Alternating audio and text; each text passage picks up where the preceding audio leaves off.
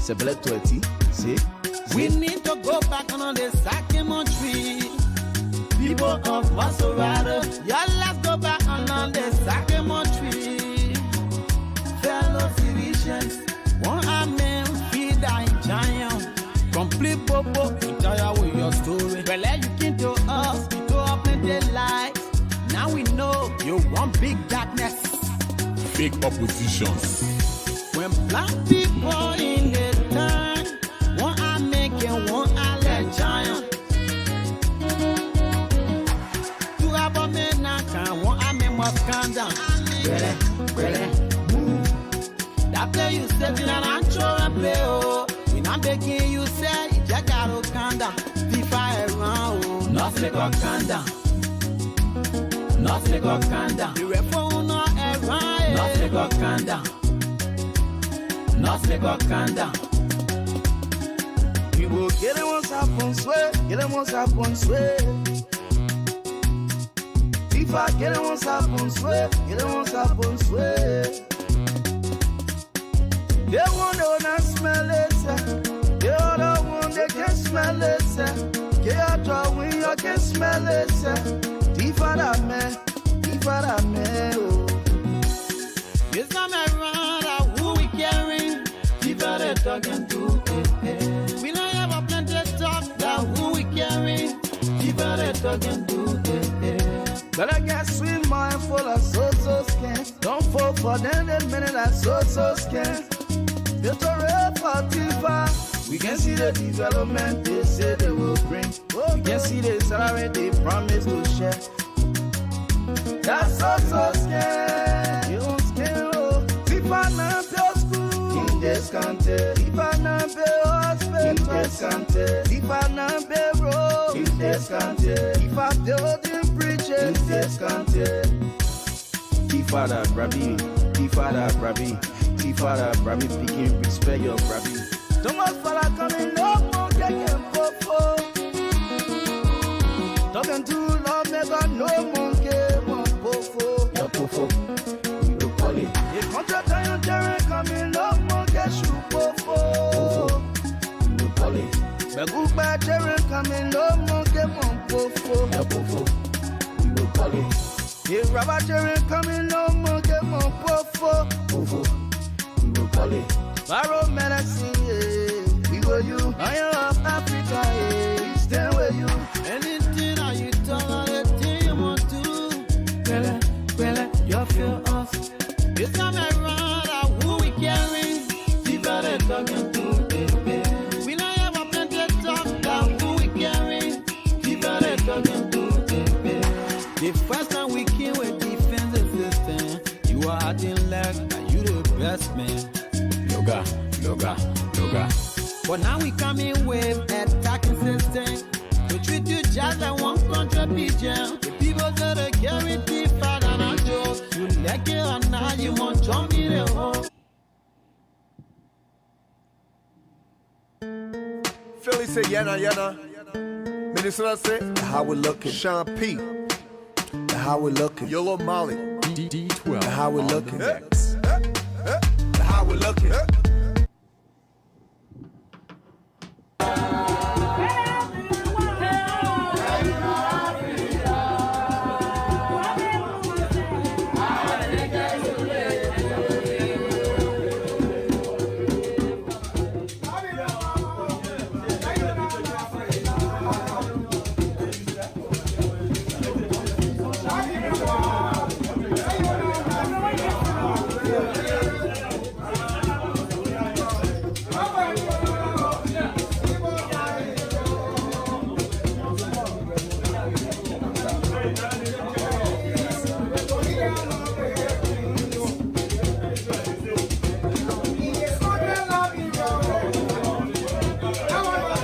Let me recognize Izzy Zhao. Izzy Zhao, she is Allah. The Allah of the Magnificent Abraka Talk Show. Izzy Zhao, I salute you, my sister.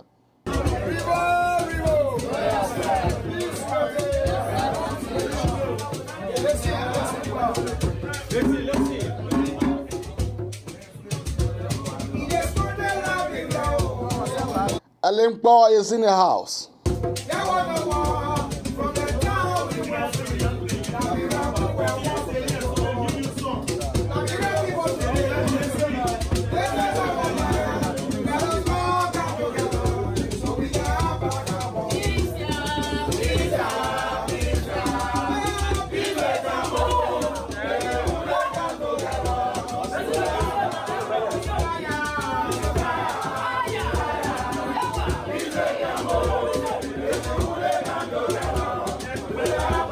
Linkpo, she has been one of the formidable supporters of the Magnificent Abraka talk show. This lady has been with us from the inception of the founder of this Magnificent Abraka talk show. Linkpo, I salute you.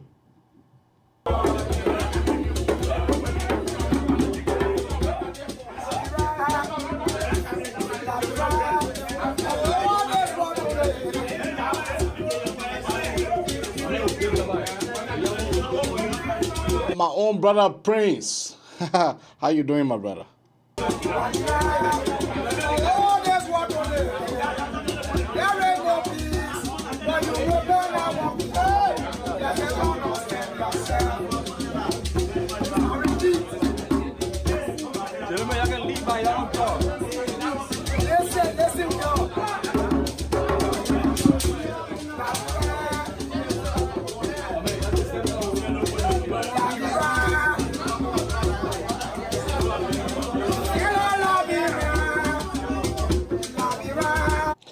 Today, the reason why I decided to come here today for me to stream, you guys know that normally I don't stream on a Sunday, but the reason why I came here today to stream, maybe some of us has forgotten.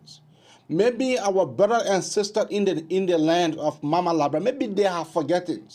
Maybe our brother and sister have massively forgotten about the trauma, about the war, about the way they were maltreated.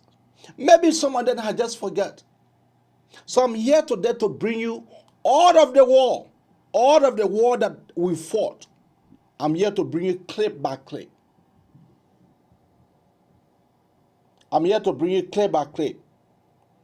Because it is there for us to be able to remember some of these things.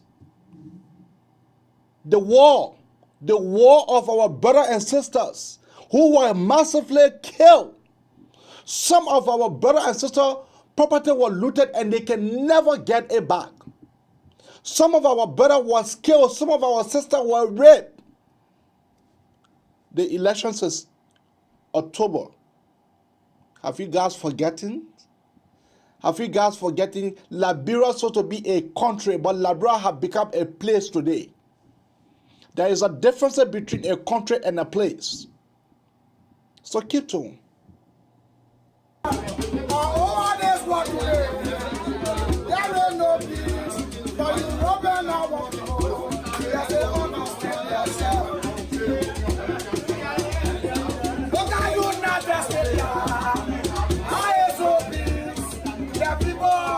Florence Colley, welcome.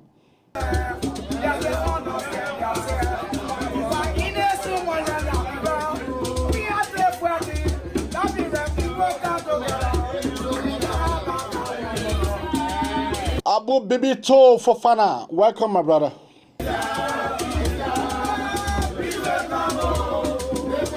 Alquayan Robino, welcome.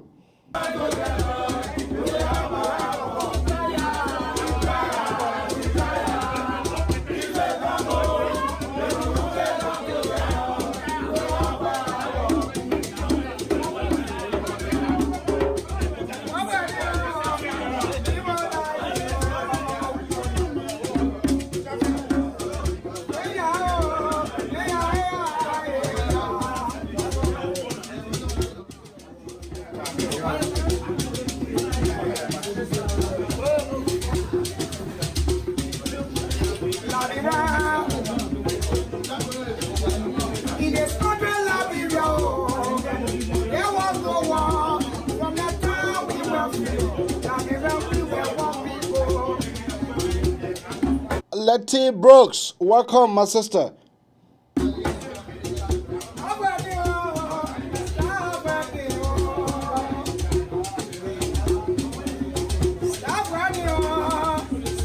Mama Bantu, welcome.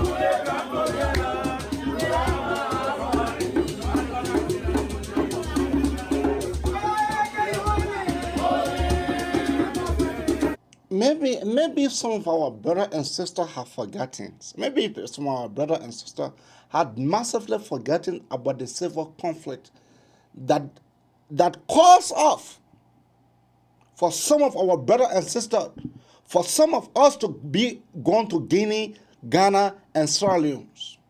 That the Ghanaians have to put their mouth, how to put that their Bankun mouth, how to put that their ugly teeth, that their mouth on us as Liberians. Have you guys forgotten? Have you guys forgotten about the civil conflict? What was the essence of our fighting our war? What were the main reasons? What were the main reasons? Because of massive corruptions? Someone said because of rice price. Someone said because of nepotistic behavior, because of corruptions and cronyisms. Our sister and brother, they have forgotten. But I am here to be able to remind every one of us that this time is important, that this year is important, that this time, that this year is important, that we must choose the rightful leader for our country. Our country has been called a place where the rule of law is no longer the hallmark of the day. People are violating. Our sisters have been raped. Nothing comes from inside. Massive lootings, massive killings are going on, broad daylight. And then you come to tell me that Liberia is better today than yesterday. You come to tell me that Liberia is better yesterday. Liberia is better than today than yesterday. And yesterday that they are referring to Ellen Johnson Sirleaf regime. Although she was able to introduce cronyism, nepotistic and family tree linked to the government. Nepotism was the hallmark of the day. This government has come to power. They have indeed gone on a same path. A government was said they can be able to grade Madam Sirleaf 8 points, 80%. That is the government that we have in power, that refuse to audit. That is the government that we have in power today.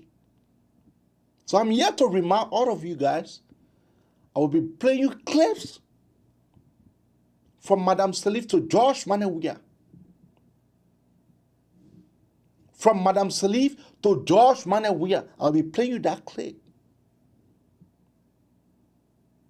So we as Liberians, so we can be able to get it on our mind.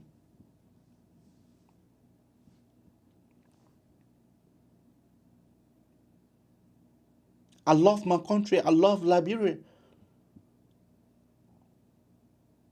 I love my country. Although I'm in the U.S., but I love my country. I love, because that's where my navel string was buried. I love that country.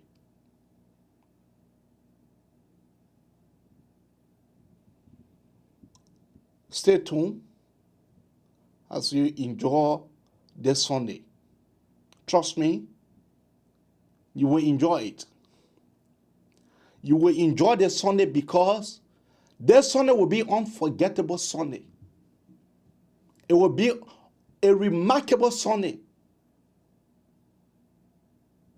To our brother and sister whose birthday was today, I wish you happy birthday. To our sisters, I wish you happy birthday today. Liberia is our home, and we must stand tall. We must stand tall. Nowhere like home.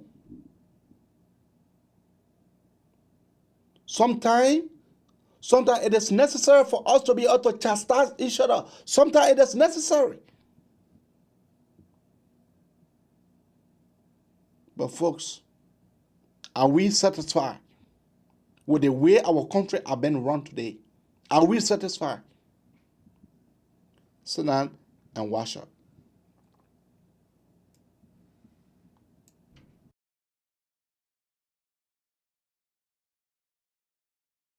My fellow citizens, as my tenure as president comes to an end, I take this opportunity to say thank you to all Liberians, both at home and abroad, from all walks of life, for embarking on this remarkable journey with me. In 2006, we inherited a nation largely reduced to rubble as a result of many years of civil strife. Our economy collapsed, contracting to historical negative growth. An insurmountable debt burden of US $4.7 billion constrained the fiscal space to engender growth. Institutions were dysfunctional and integrity institutions virtually non-existent.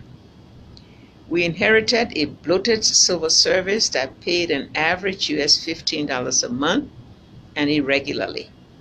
The roads in our capital and other parts of the country were impassable. Due to destruction of our hydroelectric plant and transmission and distribution systems, there was no electricity grid. The people lacked access to basic social services. Schools, hospitals, and clinics were in ruins. Only a fraction of our children were in school and taught by unqualified volunteers. An estimated 51 doctors served a population of 4.5 million. The capital city's water and sanitation systems were destroyed. The state-owned University of Liberia was virtually closed, as were other institutions of higher learning. Over the past 12 years under my leadership, we have changed the situation and environment locally and internationally. We have changed the international image of a pariah state to one of recognition for an important role in regional and global matters. We kept the high level of civil servants, increased their salaries by over 600%, and paid them on time.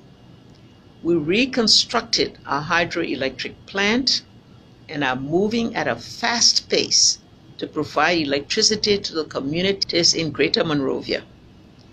The expanding electricity grid has already brought power to 5 counties: Nimba, Grand Jide, Maryland, Montserrado, and Mount Kibi now enjoy grid electricity. We have secured funding and works are currently underway to expand our electricity grid to Bomi, Bong, River G, and Grand Bassa counties for an additional 100,000 connection of homes and businesses. With over 800 kilometers of primary and tertiary roads constructed and arrangements concluded for a doubling of that, our administration has completed more roads than all past administrations combined. Our primary road from Monrovia now reaches the Ganta-Guinea border. We have completed the Buchanan Highway, started works on the Fishtown-Harper Highway, and secured the resources for the paving of a highway from Banga, Bong County, to Konya in Lofa County. We have also constructed primary bridges to replace the collapsed or aged ones and made significant progress on the pavement of streets and communities in the capital city, Monrovia. Today, the free port of Monrovia, which was closed to collapse in 2006, is now an International Shipping and Port Security ISPS certified port. The free port of Monrovia can now boast of a brand new marginal wharf of 600 meters long, as well as a new fuel unloading facility. Buchanan and Sino ports, once non-functional, are similarly under improvement. Our international airport, Roberts International Airport, will finally be up to standards with a repaved runway and a new terminal building to open mid-2018. We have constructed over 300 new schools and renovated hundreds of others. The 3 rural teacher training institutes are operational again and have trained over 6,000 professionals to replace unqualified volunteers.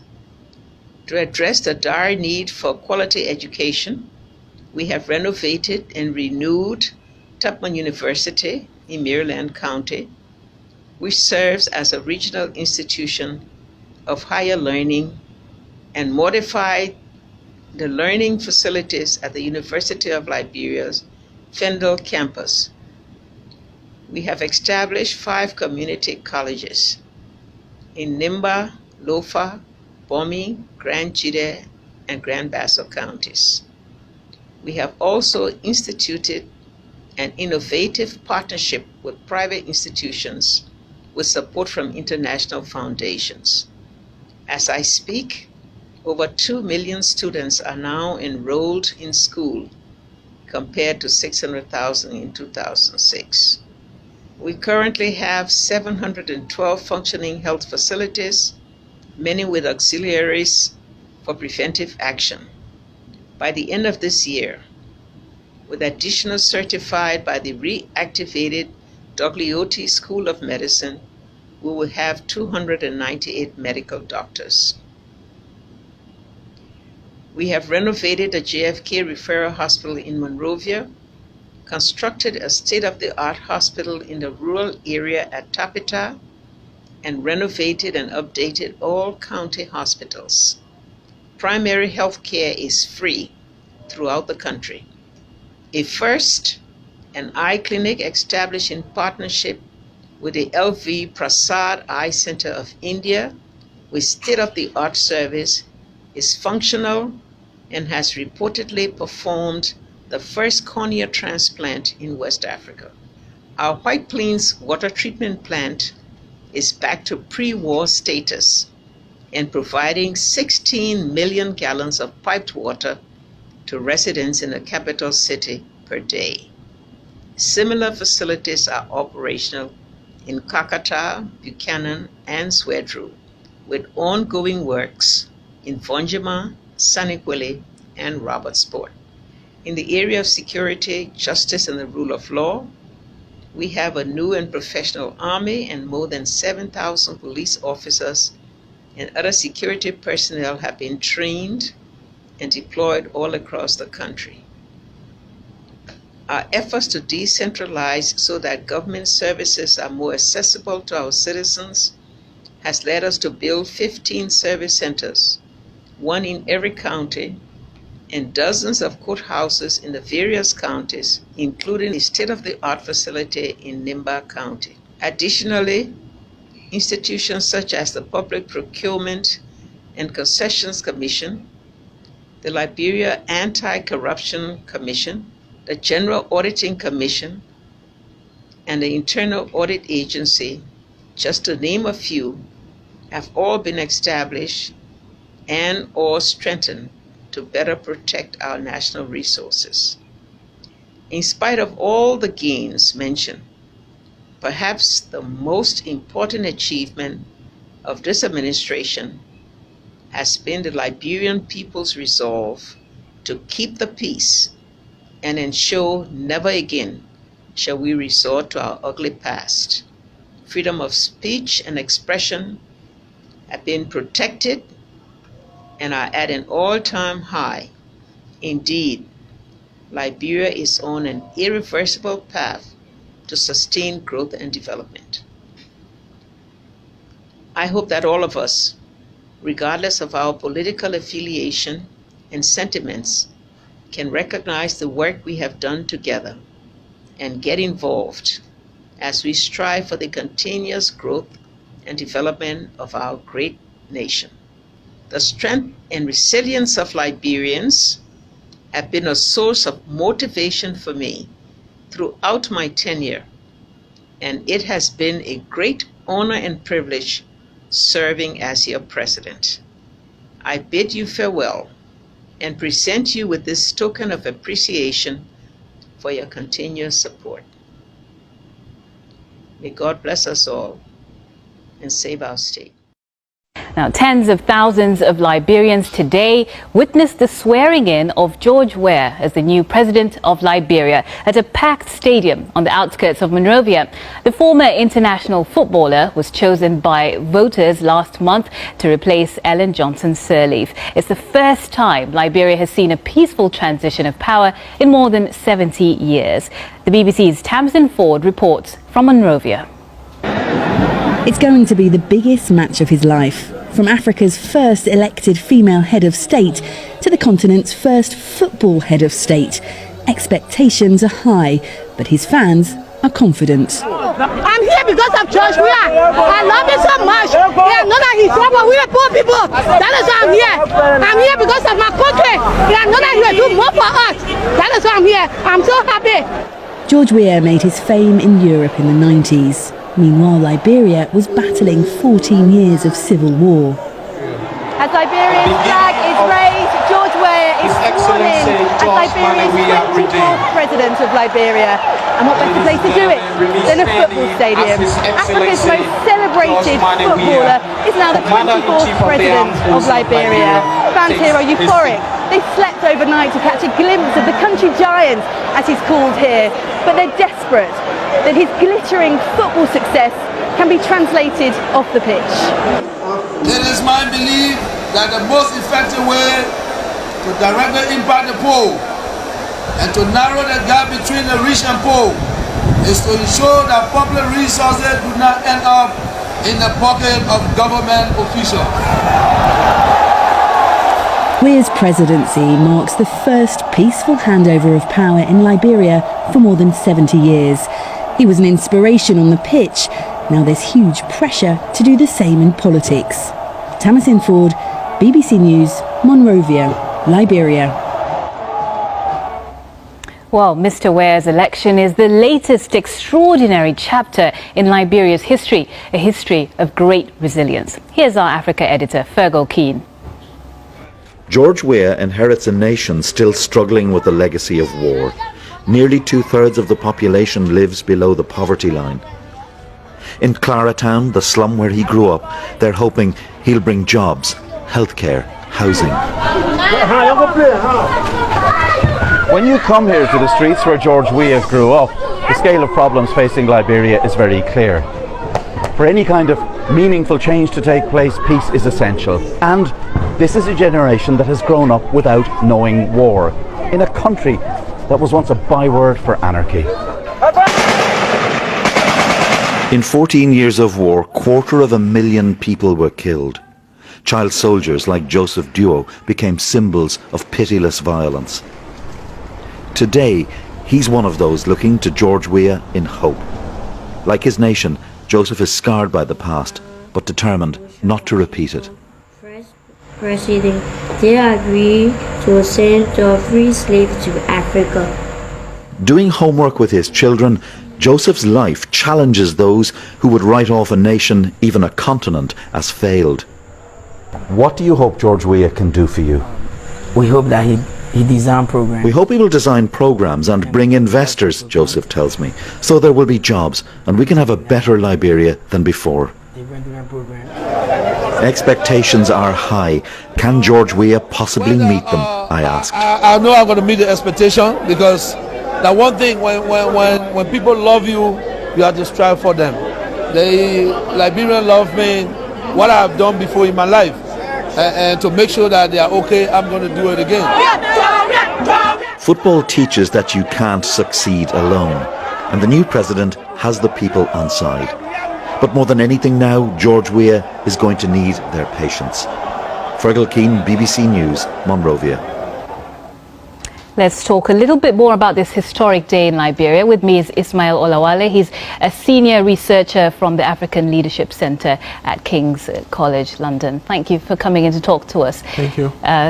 Sorry, it's Olawale Ismail, isn't it? That's correct. Yeah. Now, this is a day that in many ways George Weah is used to. He's used to having a stadium full of people expecting things from him. The expectations are very different this time. Are they too high? Yes and no. I think in terms of leadership, in terms of bringing probity, morality to public office, I think that is not a big ask. But in terms of transforming the lives of Liberians overnight, given the enormity of the problem, the level of poverty is still extremely very high. About 2/3 of the population live below $1.25 a day. Similarly, about 1/3 of children are only enrolled in school, meaning that about 2/3 are out of school. And then youth unemployment is extremely very high.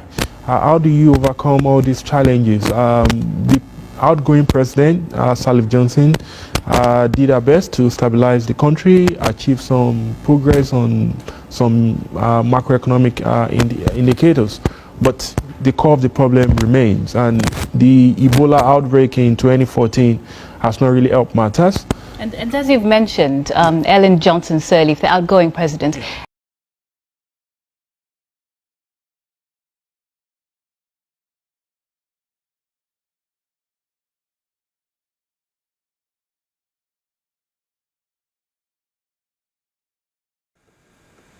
there are some significant points about the five-man Council of State. The chairman of that Council of State is not the president.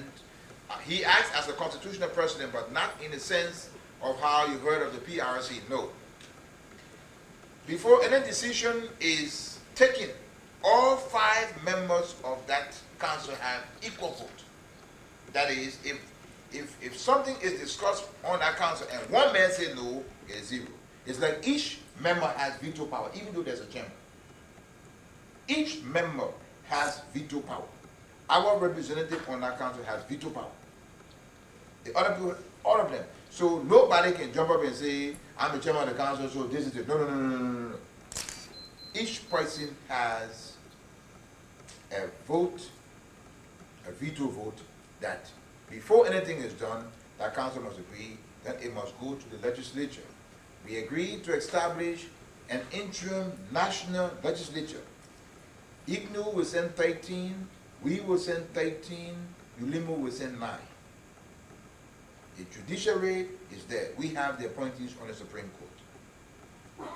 The 3 branches of government will be established. That will become the interim government. I removed myself.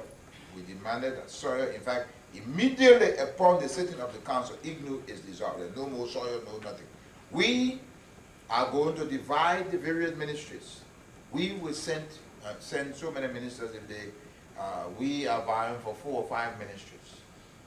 IGNU will have several ministries, ULIMO will have several ministries. Directorship of different things. All of these things will be divided. So there's no IGNU and got to deal with. So now the people in Monrovia, all the people that have been hanging talking about unified government, they got to go swim on their own now. So IGNU is dissolved immediately. This means that we have to begin to organize ourselves in a civilian army to move out to get ourselves elected. Upon the election, we then control the government and we can do as we please. That is, we don't have to say, We got to get this. We expect this ECO mob to begin to resolve itself because, you know, Babangida is having a lot of problems. And he cannot keep a 20,000 man force here. In fact, the new president of Nigeria, elected, that Babangida is playing with Weah, has made it very clear that upon taking office within the first week, he will withdraw Nigerian soldiers from Liberia. He made that very clear. Now, if that happens, that's something else. But for now, we are assured, we'll be assured of the fact that I mean, the women of this revolution have done very well. Have done very well. Look at the old lady, the Minister of Education. She has been sitting down, cutting down your bond, dropping. She up and down. Evacuating people, doing them. So we must look at women too. Doesn't have to be a woman because you say the woman can't be right. No, I'm passing you. It may be a market woman that we know can go, we'll say. But we want somebody that got the people at heart and the organization and the government also. This is the reason for my calling you here today to brief you of the document, what it says, and what should be expected. The core that I'm thinking about, I will be coming up with ideas for the core, is to calm yourself down now and prepare to do a different battle. And I'm emphasizing this a lot because I say it's a new war.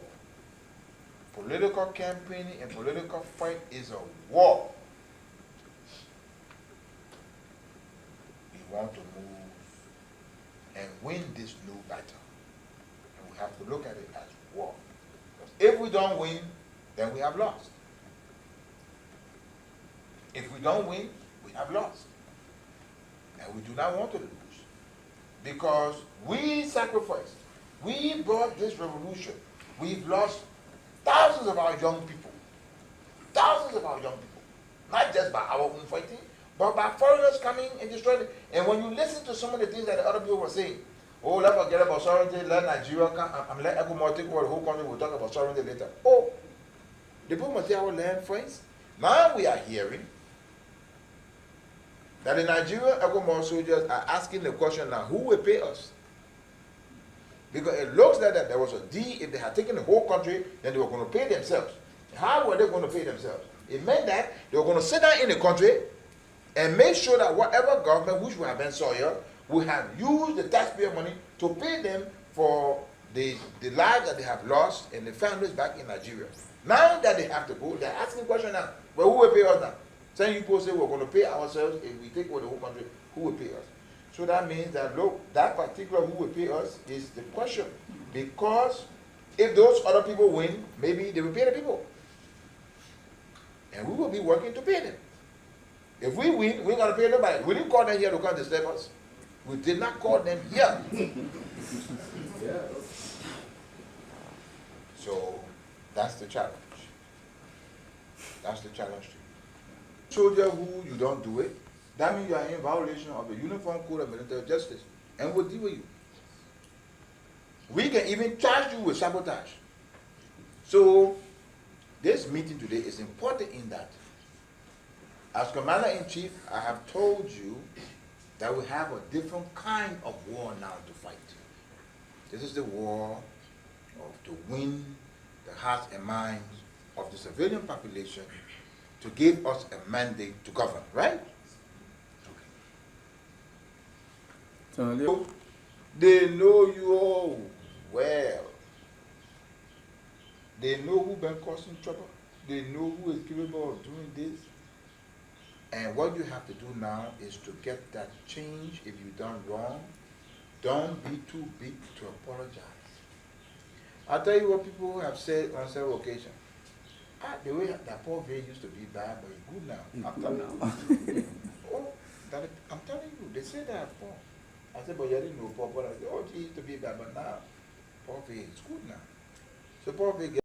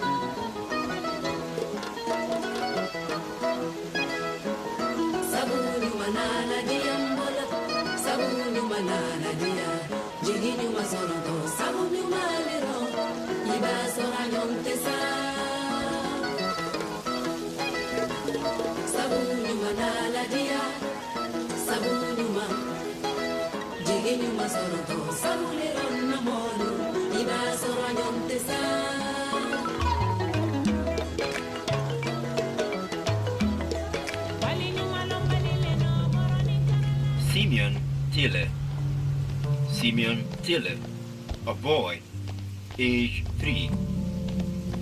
Mother's name, Mommy Tiller. Father's name, Jala Tiller. Last address, Jatono. Patrick Tiller. Patrick Tiller. Patrick is a boy, age 5. Mother's name, Mommy Tiller. Father's name, Jala Tiller. The last address before the events is Ball Mines Bridge area. The Red Cross Family Tracing Network, the program that brings together people who have lost contact with each other. I'm Frank Lobo, codename Mr. DP for the Dog Pound. I'm an announcer and DJ Kum. But I'm pretty scared that if President Taylor leaves ceremoniously, that will cause a complete havoc, serious one. I may not be even sitting here.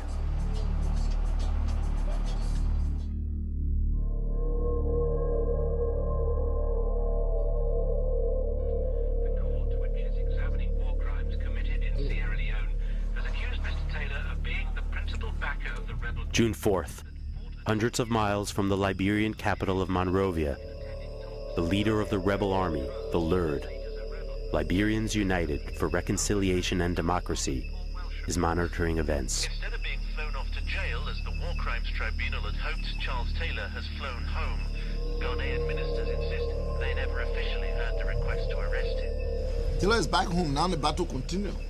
We will overrun the city. We can assure the people that we'll overrun the city. We have the military capability, but we're being delayed because we're being afraid of bloodshed and we want to protect our civilians. We have no other alternative now but to move in the city. So when does it begin? When does the assault on Monrovia begin? The battle is going to begin today. I'm going to pass the order now. No more stop. How about you read? No more stop.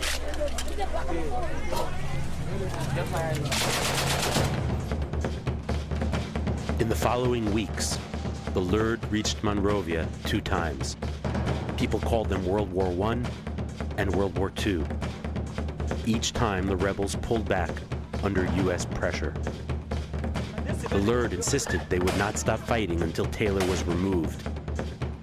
Taylor said he would not leave until the peacekeepers arrived. We will fight street to street, house to house, and we'll defeat them.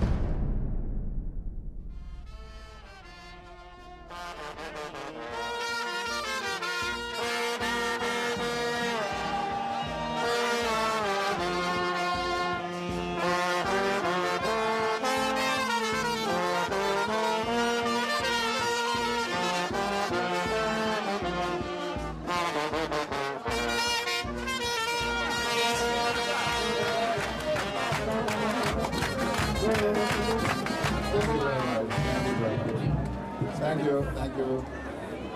Like a good president, I must seek your welfare. And so I have decided to make the ultimate sacrifice. I have decided to be the sacrificial lamb, that you, our people, will live. This land of liberty must never, ever become a protectorate of the United Nations.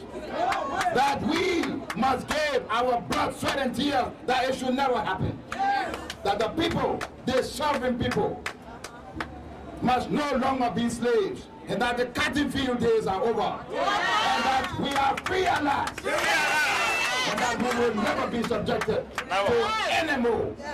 any more slavery from anyone. If you can stand up and call upon a legitimate president to step down and leave, the president accepts the challenge, but I also advance the challenge. Come and do for Liberia.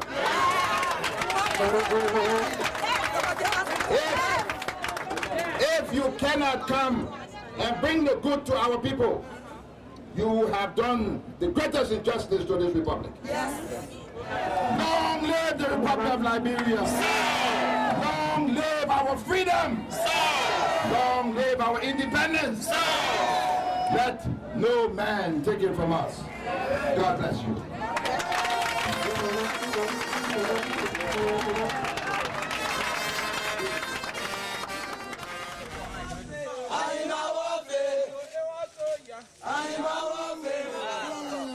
It feels quite strange to be here. There were some very horrific things that happened a year ago while I was here. Executions, torture, disemboweling, even ritual cannibalism.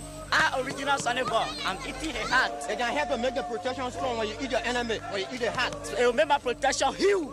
Oh, I'm ready to eat, Yes, tomorrow we will go. For the rebels themselves, life just carries on as normal. Incidents that happened 12 months ago completely fade into the past. But it's impossible not to feel a sense of foreboding, knowing that if the rebels go into Monrovia, exactly those kind of things could happen again. The war you are fighting, don't fire behind your friend. Then now you want to let your war. So your men, you fire according to your fire position. And don't run.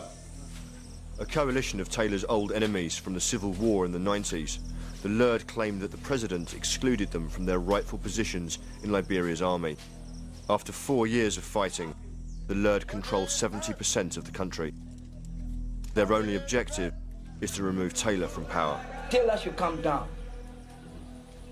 He should come down. You've agreed to a ceasefire. How long do you think you will be on ceasefire here? I had given them the 72 hours discussion because we will not wait for long for our civilian population to suffer without him stepping down or any agreement fruitful to the Liberian people. We will take action. I have enough men to take over Monrovia. Enough. And I had a military capability to take over Monrovia. And that 72 hours begins now? Now from today's date. Right.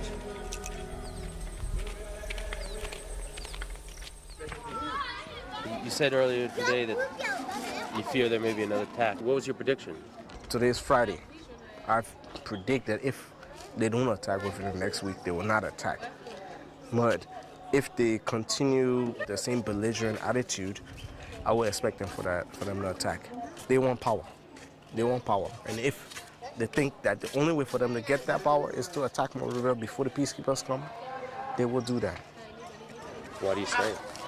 I love Liberia. And I think that by staying here, I can contribute more. I personally feel that if all the people who are left here in 1980, 1985, and 1990 had stayed here, we wouldn't be in this situation. Because the best and the brightest have left. Are you afraid at all? Of course. If I wasn't afraid, then I don't think I would be human.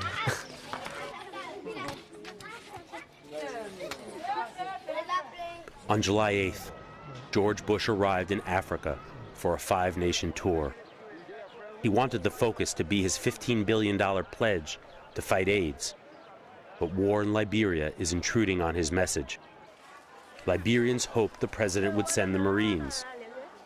But for the time being, they are happy to have 32 soldiers on the ground. Their mission? Assess humanitarian conditions. Most Liberians are really quite pro-American. Their culture is very much a product of America's culture.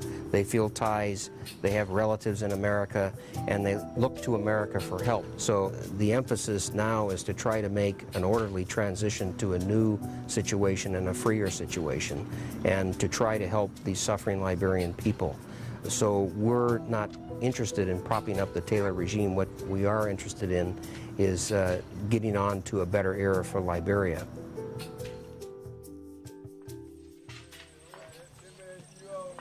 With George Bush in Africa and American Marines in Monrovia, the LERD did not attack as pledged.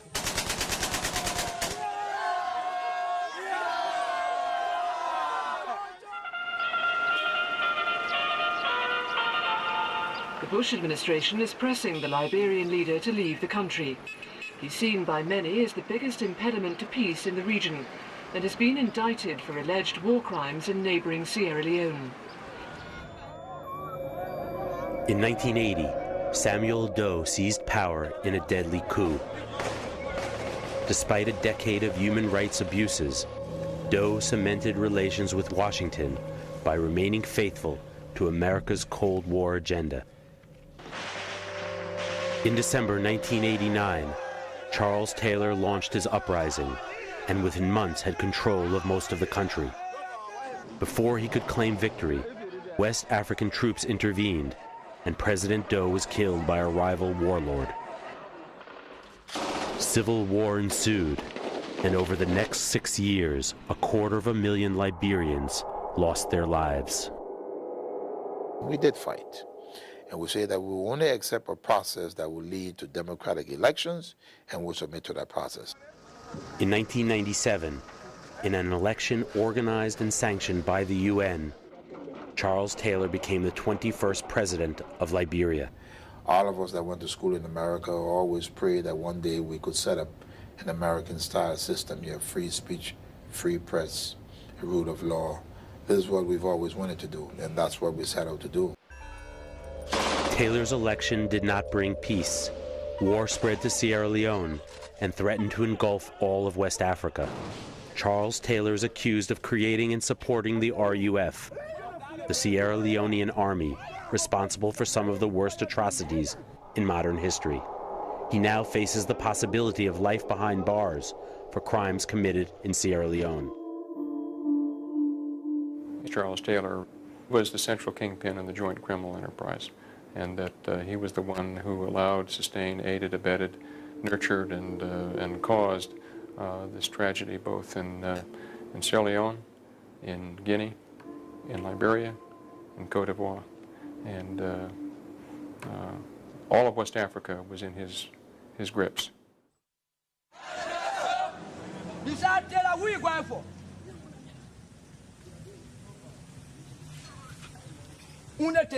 The Lerd claim to represent all 16 indigenous tribes of Liberia.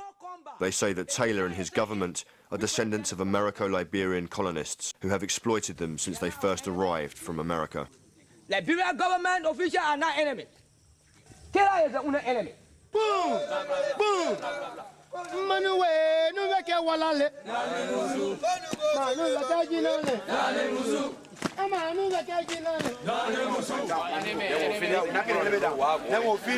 Then we send our prayer for that white outfit with water go. While many of the rebels are Mandingos, Muslim traders with tribal cousins across the border in Guinea, they are not fundamentalists. This war is fueled by hunger for power and money, not religion. Who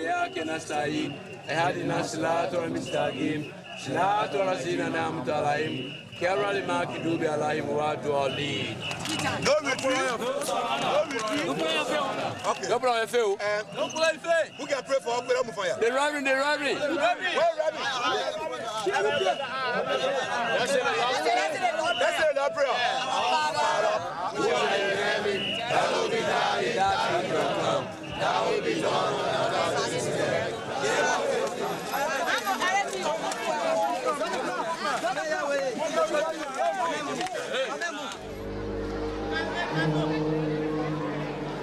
After a quarter of a century of conflict, nearly half of Liberia's 3 million citizens are displaced. 30,000 IDPs, internally displaced people, live in the National Stadium. Basically, we are doing a distribution of non-food items and food items to the IDP and also some refugee population at the SKD Stadium. The ICRC so far, we've been distributing mainly non-food items. So this food distribution is a sign of an emergency. Come, America! Come,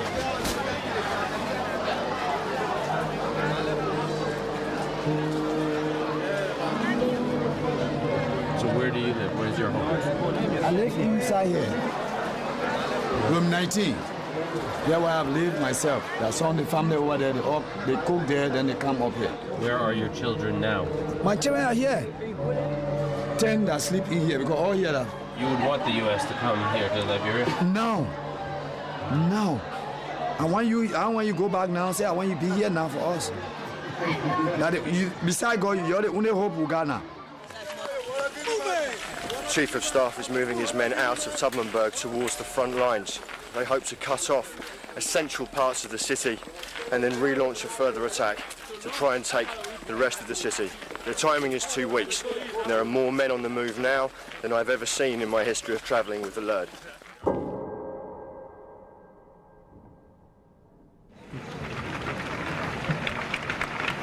They have called upon me to leave. I have said yes, but I have said to them, it does not make sense, because if I were to leave this country before the peacekeeping troops arrive in this city,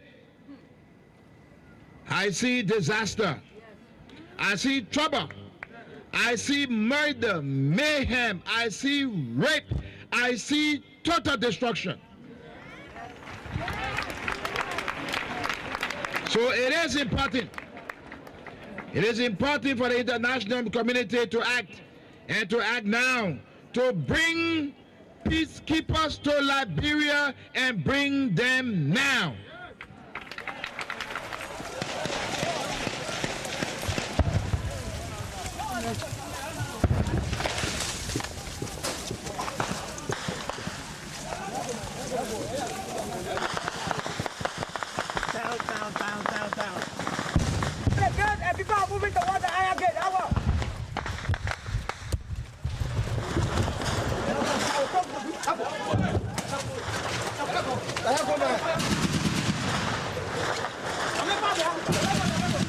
We entered the Po River Bridge area late last night. One group of rebels who entered the town a couple of days ago was very heavily surrounded by government troops, so we're trying to push through and link up with them, clearing the government road of troops. The Chief of Staff, Sirleaf, is in personal command of the men, pushing them through, trying to link up with forces at the Iron Gate.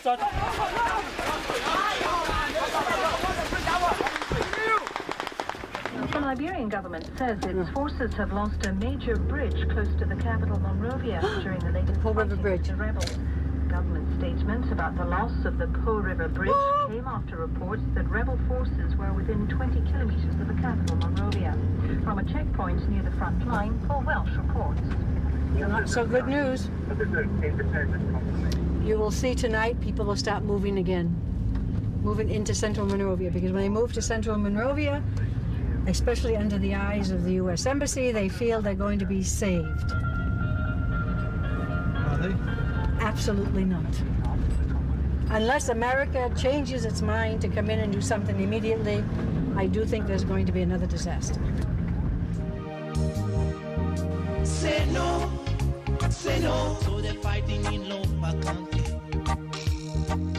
Say no to the fighting in Banjama. Say no to the fighting in Kola.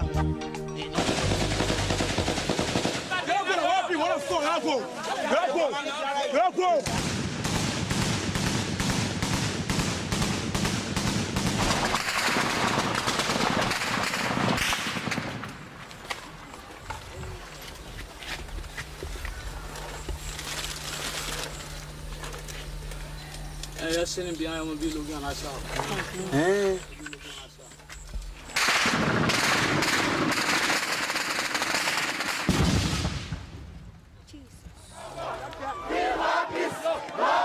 Early morning, July 19th.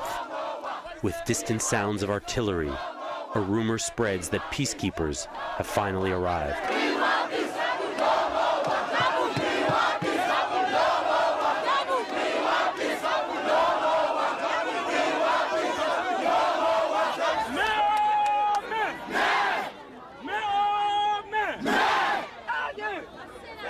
I want y'all to listen.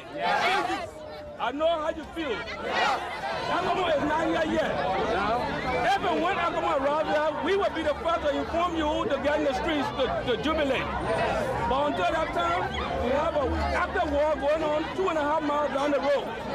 To be in the street is dangerous for you because they are using mortar fire. They can drop anywhere and kill you or hide you.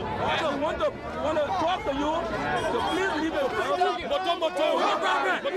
No problem. We want peace. We want peace. No war. We want peace.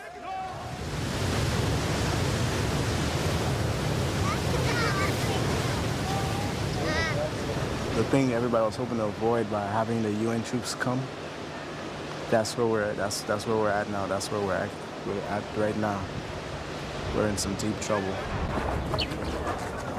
No West African peacekeepers, no UN peacekeepers, no American peacekeepers. July 20th, as feared, war crashes into Monrovia.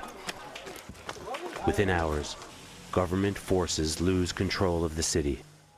Apparently most of Monrovia is now under control and the rebels seem to have taken minimal casualties. Reports are coming in that thousands of government troops are preparing to surrender, and it only is the executive mansion that is now remaining.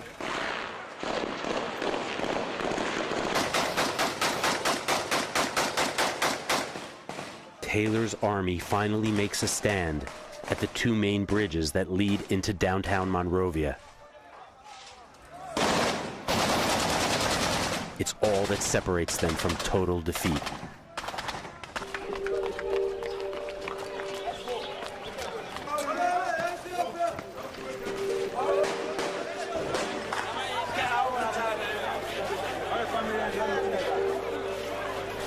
By the end of the day, thousands of Liberians seek the Greystone compound.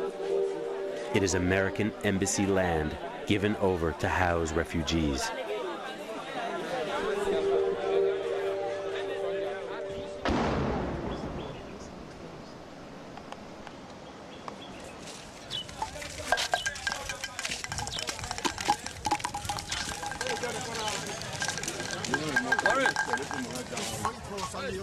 The Freeport is under complete control. As you look here, you see right on the wall here, the Freeport of Monrovia welcome you. Mama bridge up here, Mama bridge. And the terror, they land right in front of looking down, they lock it up. Anyone say that for nothing not you do here. They probably like the bridge up here. Where do you can't get about that info? We're gonna put it here and they put up like a bridge.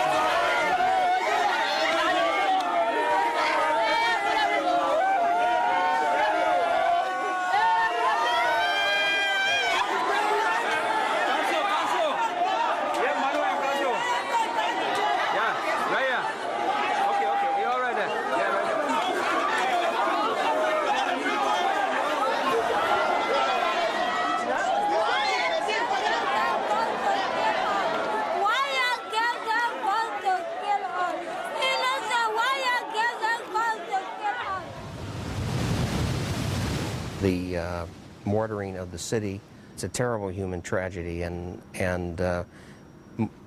ending the humanitarian suffering that's going on is a major objective of ours.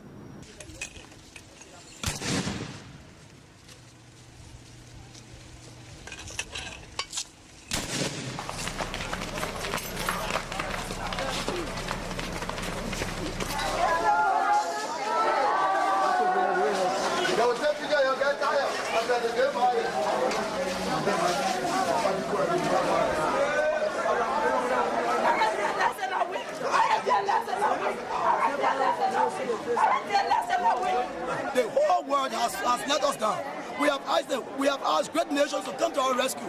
As the result of this carnage, nobody can come to our rescue until everybody can perish for this country. We are in tears. We are bleeding.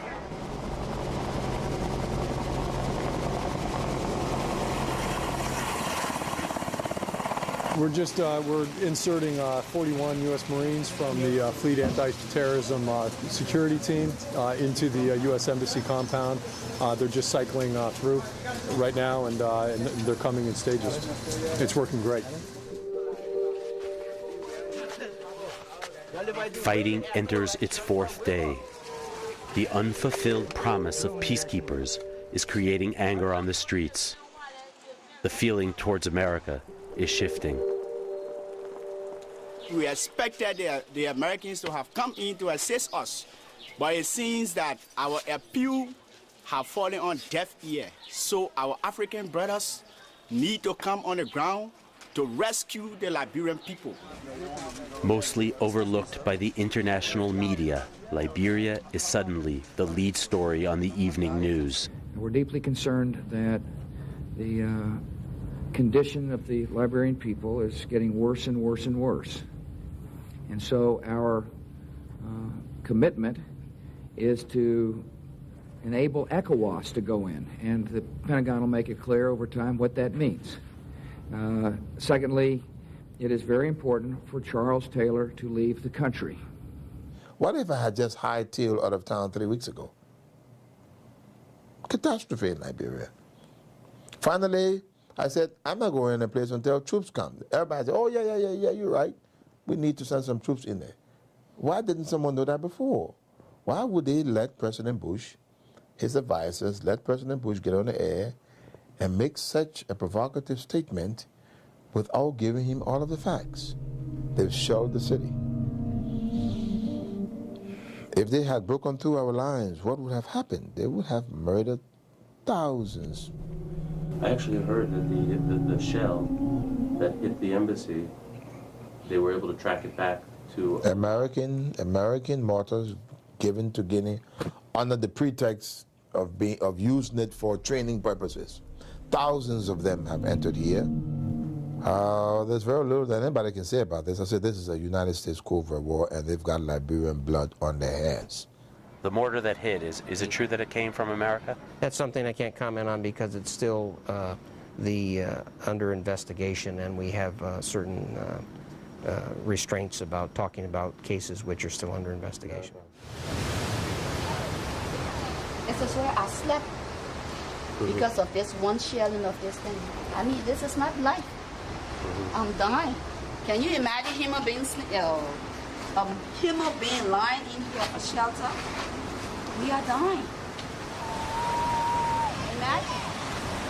This should be enjoyment for our kids for the future. So I'm just asking the international world. I'm begging Lloyd, I'm begging Chancellor and his entire group to please put an end to this suffering because we have freedom in this country. We should be enjoying this. And now we are running from bullets.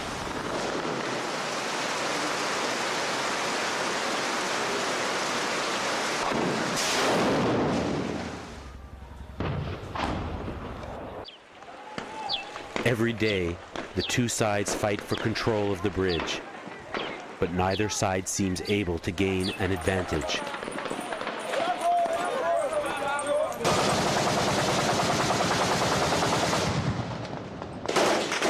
It is hard to distinguish rebel soldiers from the government militia. Zubin says to look at the logos of the t-shirts or the colors of the bandanas, but that usually doesn't help.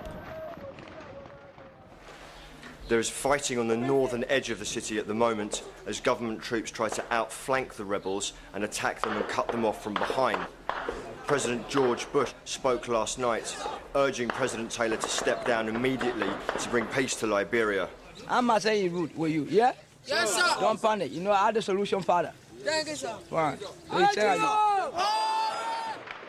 Will the US intervene in Liberia? It's believed that the Pentagon in particular is urging caution, aware of America's current troop commitment in Iraq and possibly still reeling from the memory of President Clinton's catastrophic attempt to intervene in Somalia.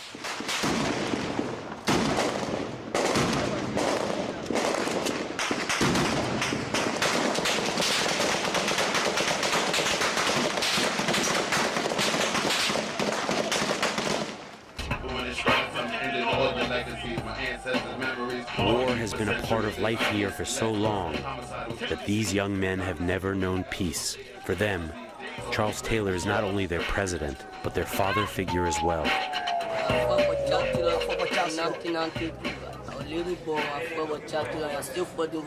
How old were you in 1992 when you said? I was 7 years. How are you now? Me, I'm 17. We're going to die for the government and for the people. Okay. Yes. I hope you don't have to die. I got to do that for the government. Okay. The bullet are going to kill me, I can dodge it. No deflector. Want this? They won't kill me. I'll fight for my father. You eat horse, huh? Yes, this is no problem. We got to move, man. Okay.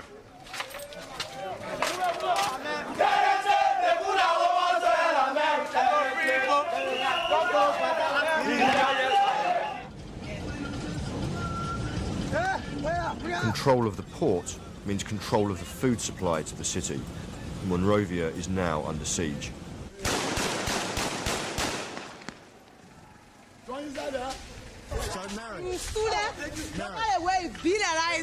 Mary, what's going on here? What's happening here? Okay, the surveillance trying to loot all over the city. And we don't loot. And we tell them to not loot the city. So you're trying to prevent them from stealing things? Yes, we're trying to put them under control to not loot the city.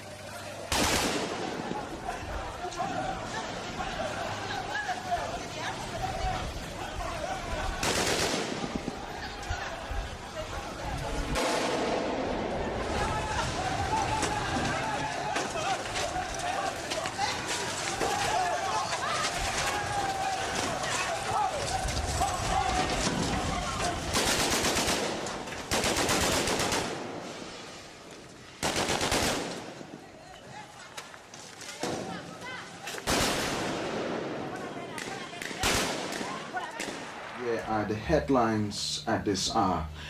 The co-chairman of the Joint Chiefs of Staff, General Benjamin Yeten, vows to execute state security men found looting and harassing civilians. Money grant.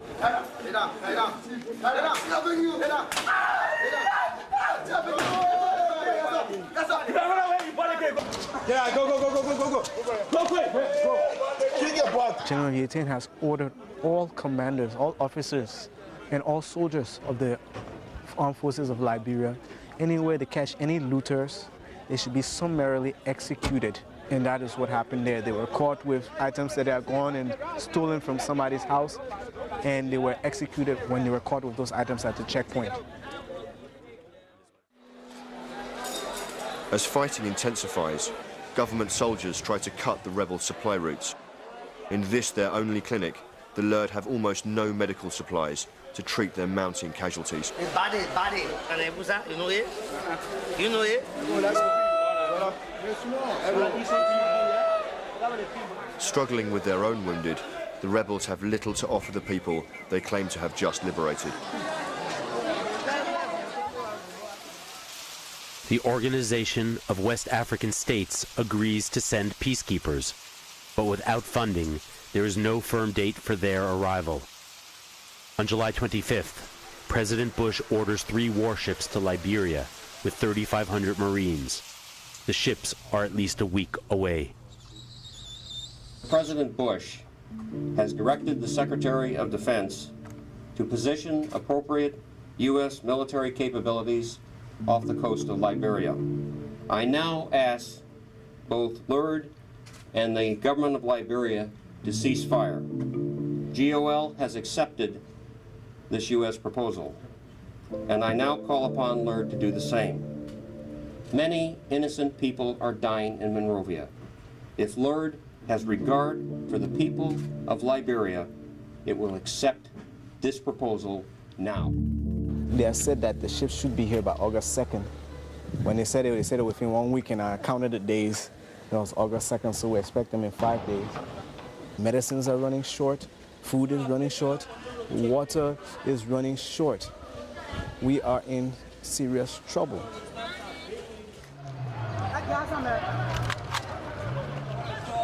The international community has called for a 10 o'clock ceasefire this morning. Now, the rebels say that they will adhere to that 10 o'clock deadline, but that they are going to push forward as much as possible to take as much territory before that 10 o'clock deadline comes into effect. You are welcome. Nothing's going to happen here. You are welcome. American Marines on the streets of Monrovia. They've been begged to come here to protect the people and to help make a ceasefire work.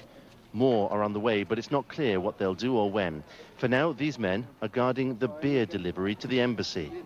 Liberians are losing faith in what they used to call their big brother. Paul Welsh, BBC News, Monrovia, Liberia.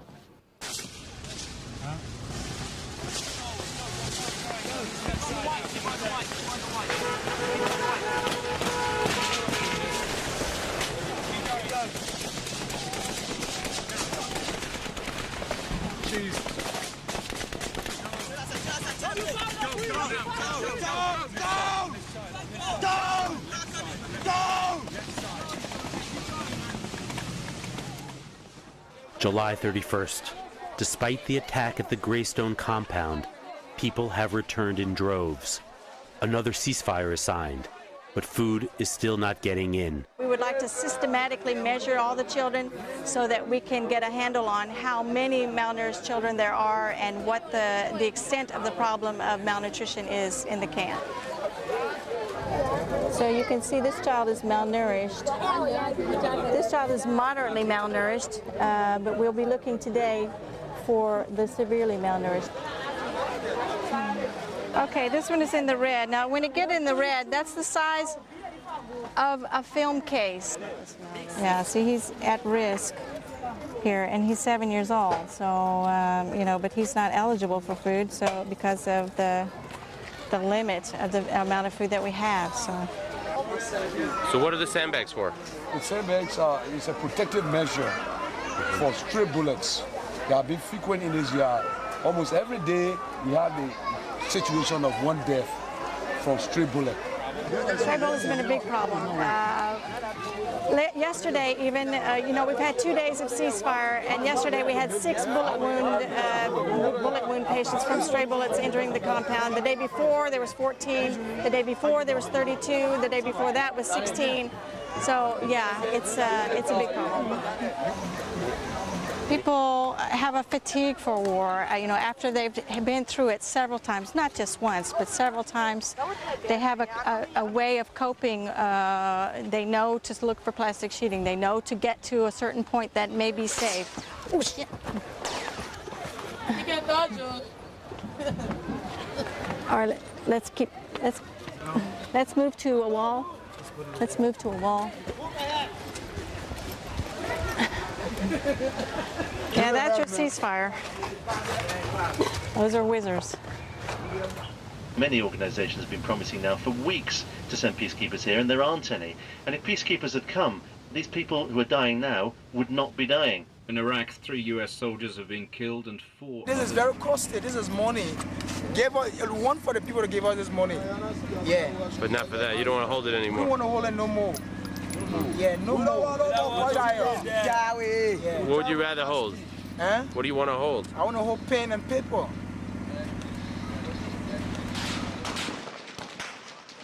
In a last-ditch effort to take back the port, the government militia launches a final attack. By day's end, they are back where they started. For President Taylor, time and options are running out. The end strategy is to either kill Taylor or disgrace him before the war crimes, this ceremonial court. That's the end game. Maybe the first, maybe I get killed, but I don't think anybody's going to take me from here to any court.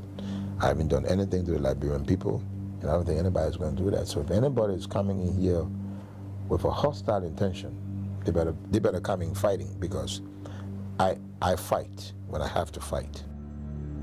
So when are the U.S. troops coming? Well, we can't actually comment on American military movements or composition of troops, but the United States has a lot more involvement in Liberia than just what it does directly with its own military. Sending a few thousand Marines, beautiful. But America is going to have to dig deeper a little bit, and let's use Liberia as a litmus test of what America wants to do in this new millennium. This is the heart of the epicenter of destabilization in Western Africa. If we can fix it, all of Western Africa, where about 20% of America's imported petroleum comes from, among many things, will be a much more stable place, a much better component of the world and the world's economy. It's the system that's screwed up, and that's why Mr. Taylor has to leave. August 5th, with 3 U.S. warships just beyond the horizon, 700 Nigerian peacekeepers arrive. And without firing a single bullet, the fighting ends. We need peace. We need peace. Oh, Liberians, we need peace. We need peace. We need peace. Oh, Liberians, we need peace. We need peace in Liberia to build the capital, Monrovia. We need unity, Liberians, we need peace to make Liberia a strong nation. We need peace, yes, in Liberia to restore these cities in Liberia. We need unity, Liberians, we need peace to make Liberia a strong nation. We need peace. We need peace. Oh, Liberians, we need peace. We need peace. We need peace. Oh, Liberians, we need peace. I say, look at our country, look at our people, and our children. They are longing to be free. Look at our people. After years battling each other, the two sides meet on the bridge. The war ain't finished. You agree, it's finished. Because our people need peace. They are all child soldiers like me. We should be together. Don't forget about war. Is the war over? Yeah, the war is over because we are seeing emotion. Thank you very much. This one, we brothers, no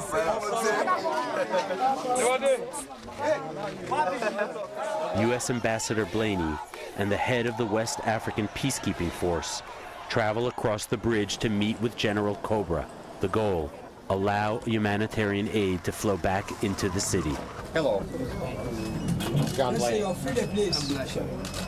Well, I think it should be a turning point of the conflict. In fact, that's why I'm here, is to try to talk peace and to make sure that the ceasefire is respected that all parties have signed. We can't leave the port by his request. He had to leave Liberia totally. Resign and leave Liberia. And we will leave the port with the international peacekeeping force. All summer long, Charles Taylor claimed he would leave the country when peacekeepers arrived. On August 10th, he broadcasts his farewell speech to the nation.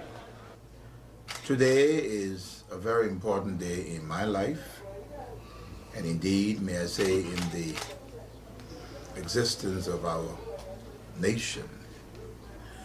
These are very, very tough times.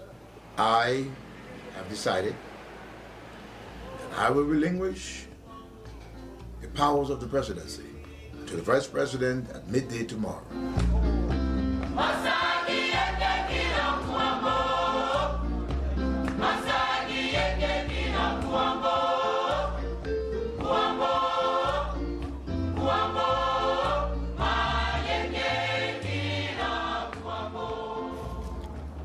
Could we continue fighting? Yes. But above all else, the people must matter.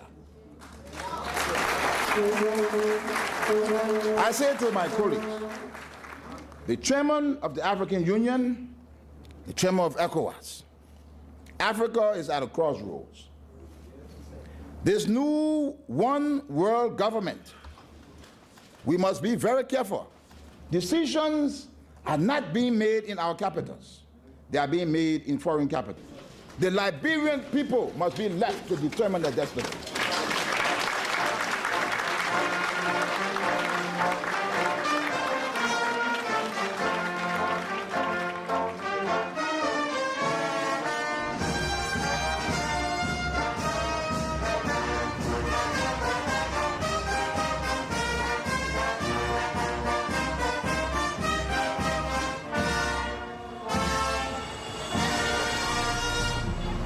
say to you, if I have injured or hurt anyone, I ask you to forgive me.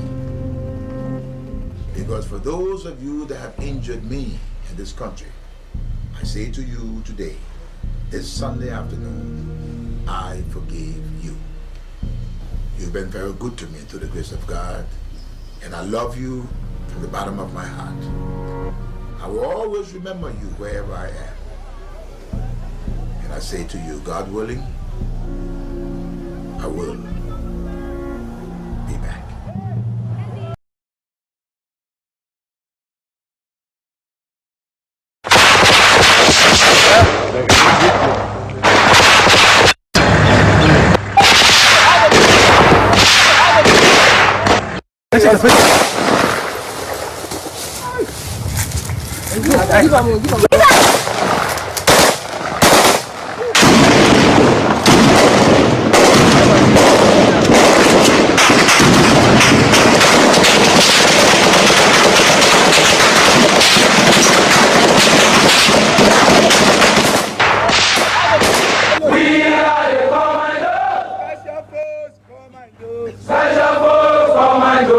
This is just an ordinary civilian uprising. It's not a military coup, not a military situation.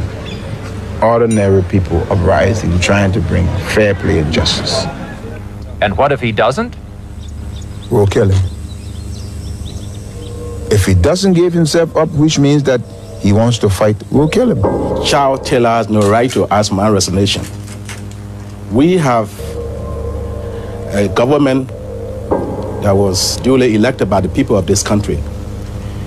And anything that has to do with resignation must come from the people themselves and not Mr. Charles Taylor. So to answer your question, I'm not going to resign. Under Doe, Taylor was brought in, one of those kind of educated radicals who was brought in by Doe. But rather than trying to reform Liberia, Taylor, who was head of the government administration office or whatever it was called in Liberia, they're the ones who buy all the stuff for the government. You know, the government needs desks, the government needs supplies, the government needs, you know, whatever the government needs, he's the guy who buys it all. He runs that office, okay, the supply office for the government. Now you can imagine that is a great job if you want to embezzle. And he embezzled a lot, almost $1 million, which is a lot of money for Liberia. And Doe then tried to have him arrested. Taylor was fled to the United States. Doe tried to have him extradited. Taylor escapes from a jail in the United States, probably by bribing some guards. And he makes his way back to Africa. He signs up with Muammar Gaddafi in Libya, who at that time was considered himself a great liberator of Africa.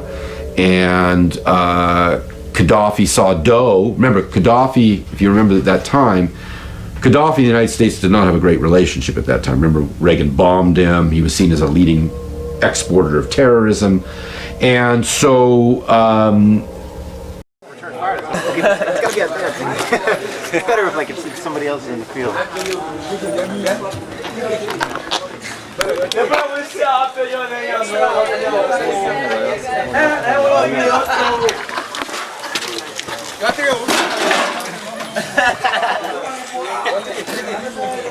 You are running out, trying to cheat me.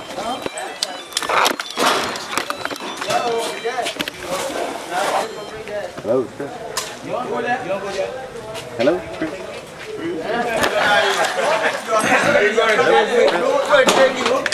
Hey,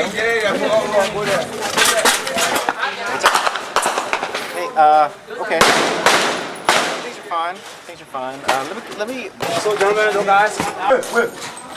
Oh shit, what happened? Come on. Come see, point it. Come, take a picture. I point rubber penny. Oh, really? Yeah? They paint it up. I point it rocket. Come. Come on, man. Yeah, where, man? Come. They point it. Come. They point it. You see? I mean, point it, yeah? All right, I mean, point it. They point it, penny. Okay. Okay. Come. Okay, man. Come, I will defend you. Okay. Take it. Shoot him. Take it. Yep. Wake up, wake up. Okay, I got it, eh?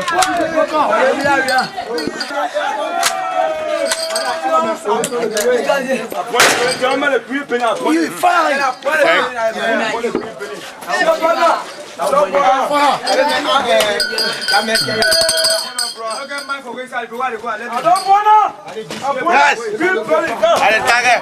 Just wait.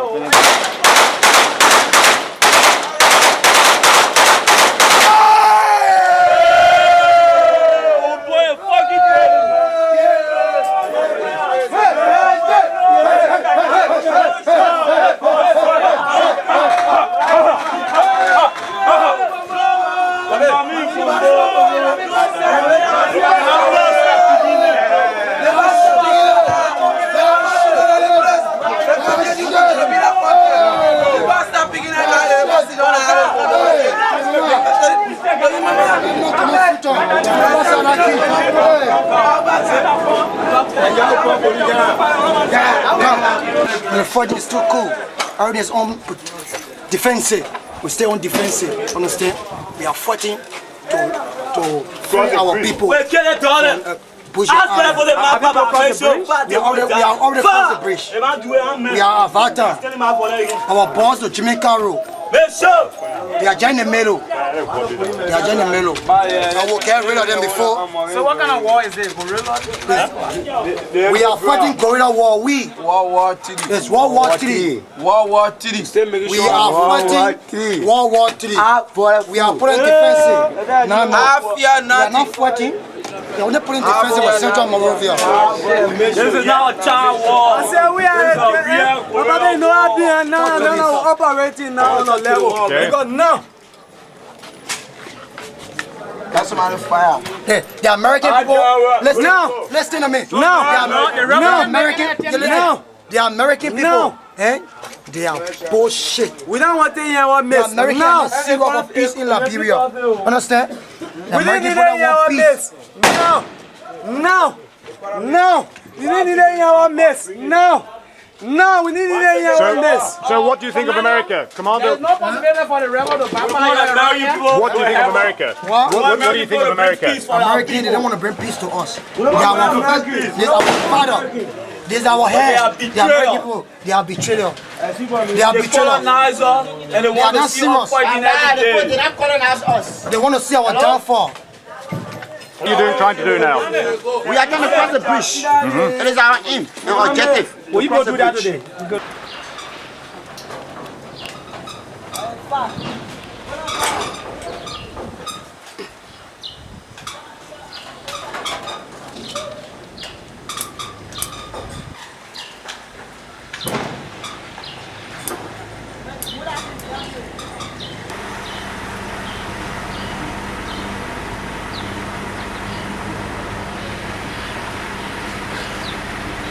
Got it? Yep.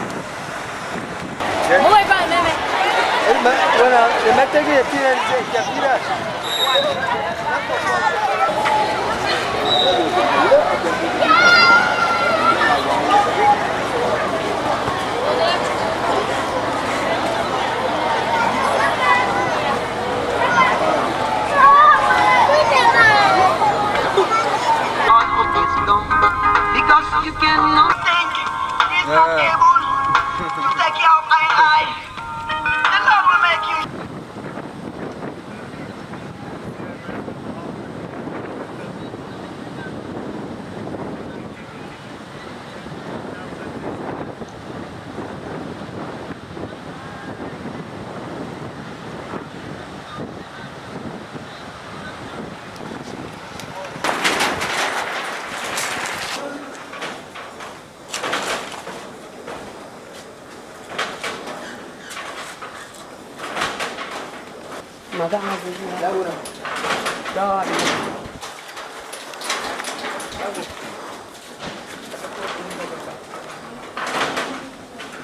Okay, on Wednesday. On Wednesday. Rocket to that grass. Rocket. Don't cry, don't cry. Don't cry. President, okay, I see. Okay, I see. When I tell you, we got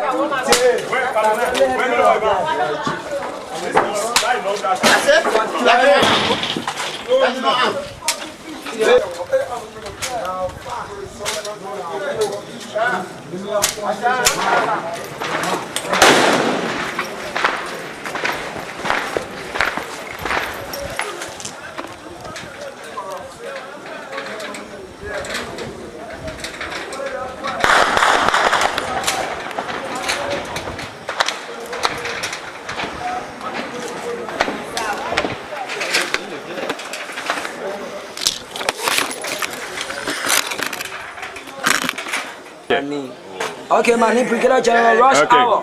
Rush Hour. Brigadier General Rush Hour. Okay. I had to kill Lord Rebel doors to doors and eat their heart bloody. How were you copying me?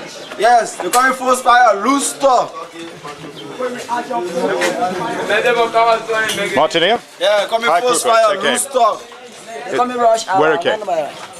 Okay, wrong. Okay, what? Okay. Okay. Hey. Me Angola man, Angola man. Me Angola man. Okay.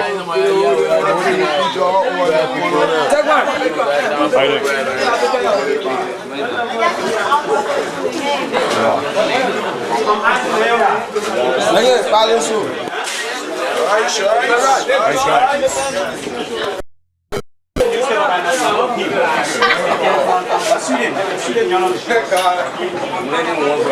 I say me down for Gangeya. Putting the mounting pressure on everybody around the world.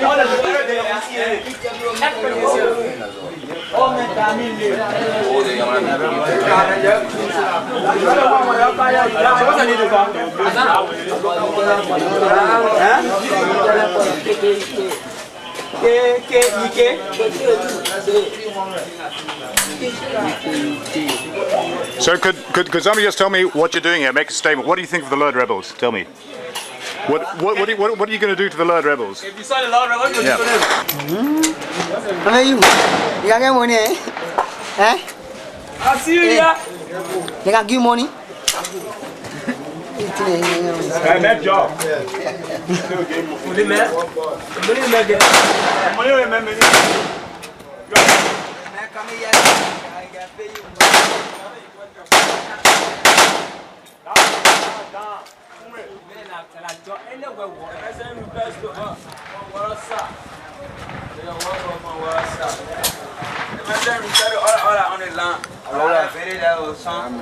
You think? No, I came around. I came on my fucking mouth. Hey, that have been go stand over there. You play that man standing. That's right. Hey. That's right, eh? Come. I want for the to the smoke. Nothing up. Come up. Like Rukuts. That's so Rukuts. I embargo on us. So we can be all the different our country. You understand? Okay. Go tell people out of the town to live the iron back on us who can be the our country, yeah. We have to our country. Sell the guy have we can have ourselves can set our own power, yeah. Like live the iron back on us. Thank you. Thank you. Yeah. My name is Daniel. I don't want to know you. Definitely for you know Daniel Boyama. Yeah, I remember from yesterday. Martin, enjoy ourselves. Yeah. We'll fight for the country. Make sure we defend our country, eh? We defend our country. We'll fight. Martin. Yeah. Let's go on the bridge. Let's go on the bridge. Thank you. At 3 o'clock. Okay. I will carry Vata. All right, that's good, man. Child soldier. He's a child soldier. How old is he? Child soldier. Child. I'm not to the fire, man.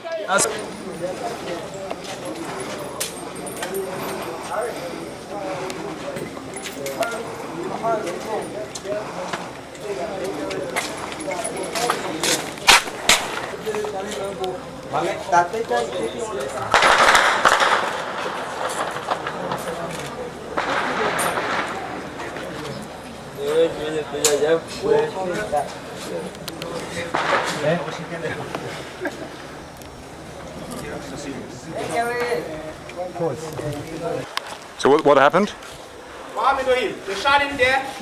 Yeah, looting. They asked you what I get, go. Yeah, he was looting. Yeah.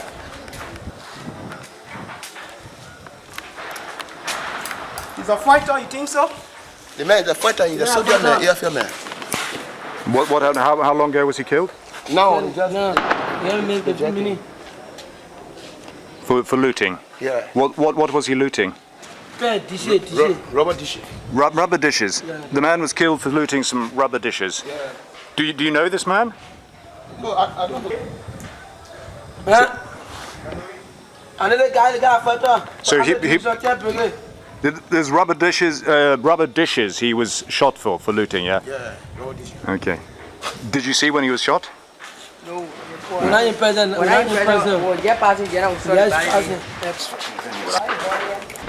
Where the firing is coming from? I don't have a lead for yet. Stop.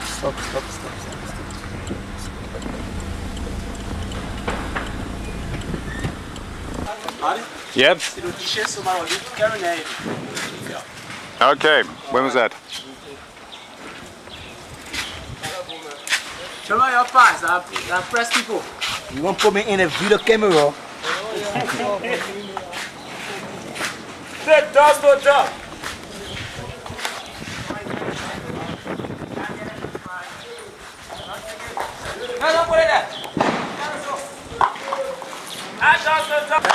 They're going to take the bridge now, yeah? Take it, girl.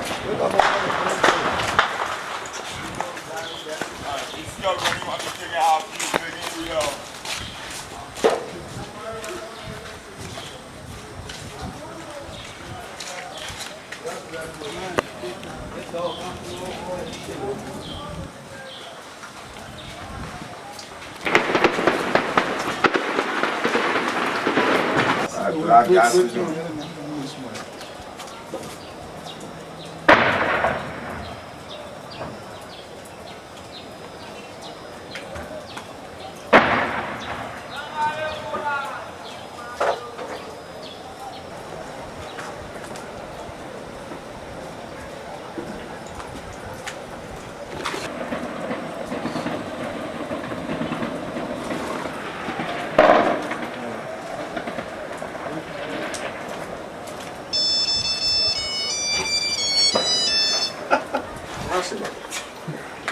On the 7th.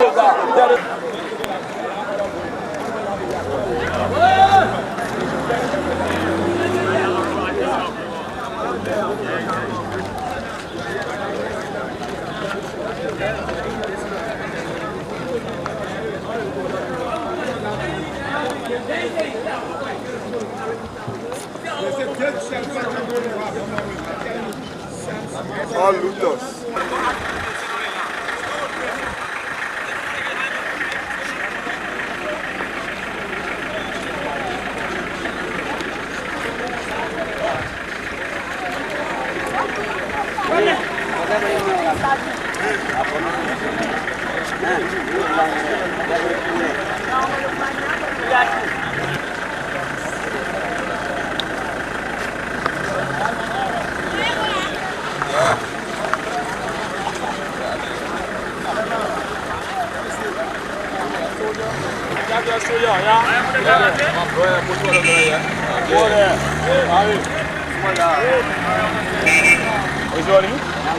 Are you with my boy?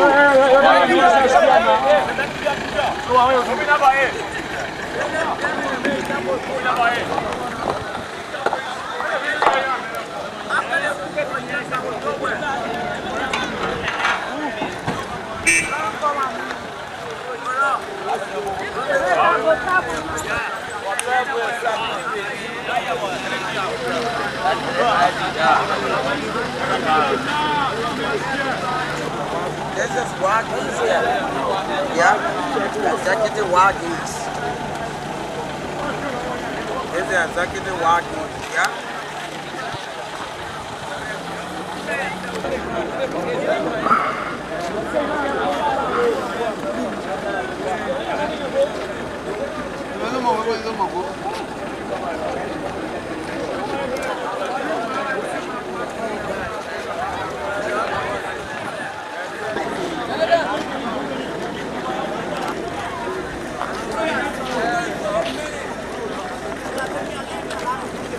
get it tied.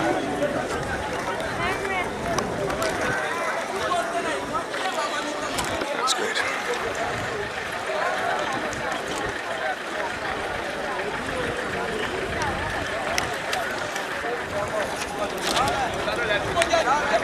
So these people, where are they going?